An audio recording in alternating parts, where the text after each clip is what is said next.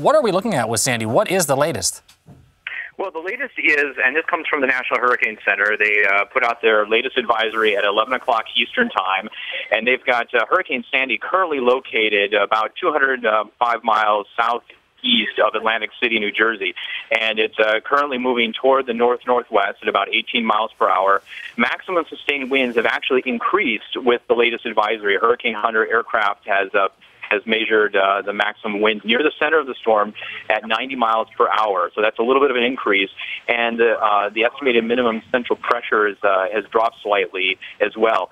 So what we're looking at on the forecast track is for the center of Sandy to make landfall along or just south of the southern coast of New Jersey sometime this evening or tonight.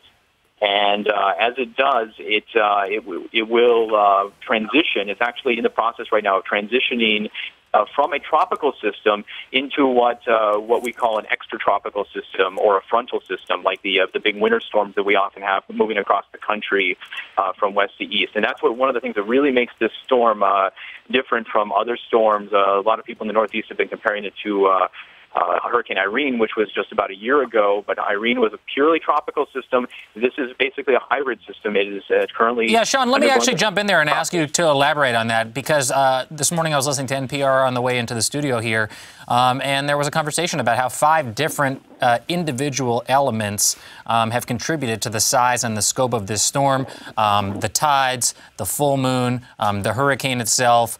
You can speak to this way better than I can. Can you tell us a little bit about what all the different elements are that are contributing to this being as some are saying, a once-in-a-lifetime storm?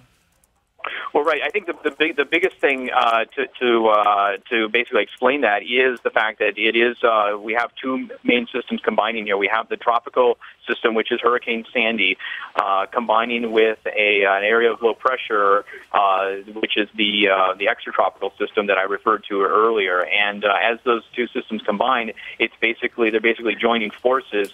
So that what that means is, for example, with if it were purely a tropical system, we would anticipate that things would start to decrease as it potentially as it gets closer to land, whereas right now we're actually seeing some increases as it's getting closer to land, and that also contributes to the size. You mentioned, I think, that earlier, and this is an incredibly large storm. One of the ways that we measure that is by looking at how far out the tropical storm force winds extend, and right now they're extending 485 miles outward from the center in any direction. So obviously you double that to go, the entire size, for diameter-wise of the storm.